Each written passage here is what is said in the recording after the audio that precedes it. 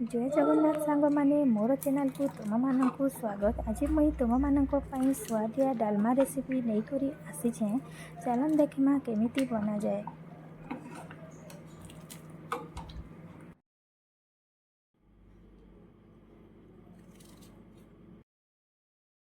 सांग माने आगुरु मुई खाली वीडियो पोस्ट करूथिली। आज प्रथम थर पई निज वॉइस रे डालमा रेसिपी शेयर करूछे। आशा करूछे तुम मानक भल लागिबो।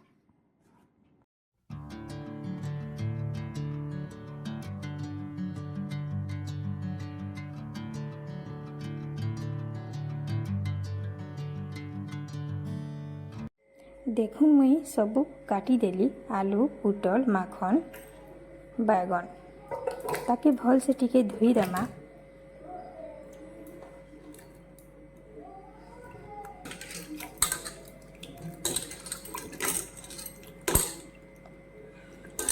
धोई सारला परे डालमा रे टमाटर भी देबे।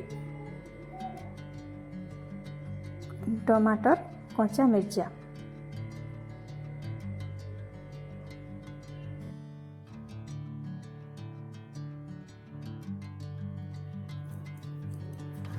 डालमा रे अदा भी देबे।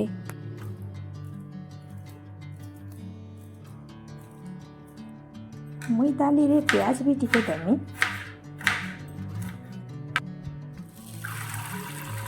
तार परे दाली के आमे धोई देमा। तार संगे मुई ऐड करी छे चना दाली। चना दाली भी डालमा रे मिक्स हेले बहुत भल लागसी। दाली के टिके धोई देबे।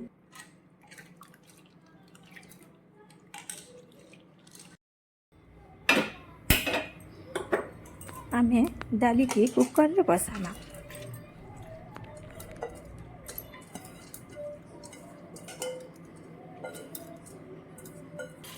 डाली देई करी तार ऊपर पानी टिके देई दामा।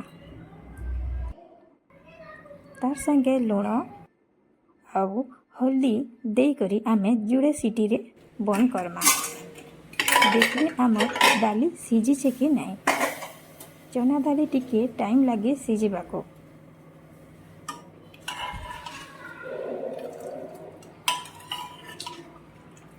ହେଇଛି कि नहीं जे चना दाली के टिके चेक करी देमा। आमर चना दाली पूरा सीझी जाइछे।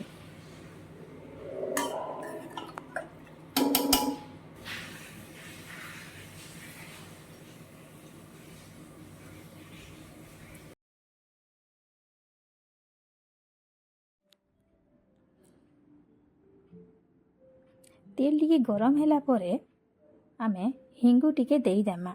हिंगु दाली रे स्वाद आनी थाए आउ भलो बासना आनी थाए। तापरे जीरा आउ रिसिंगा पत्र रे देई देबे। तार ऊपर काटी थेबार प्याज आ सुखा मिर्चा भल से भाजी देबे।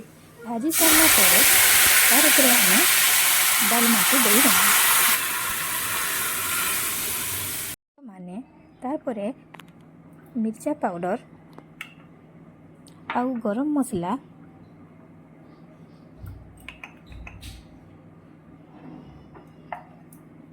आउ जीरा पाउडर दाली रे पकई देबे।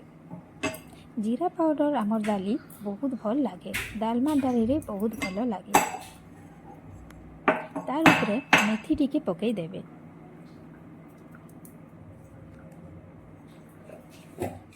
देखुन सांग माने आमर गरमा गरम डालमा तैयारी हेई गला। तमे घरे बने करी खाओ और केमती लागला कमेंट रे कहिबो। वीडियो भलो लागी थिले लाइक शेयर करो। चैनल सब्सक्राइब करने को भूलिबेनी।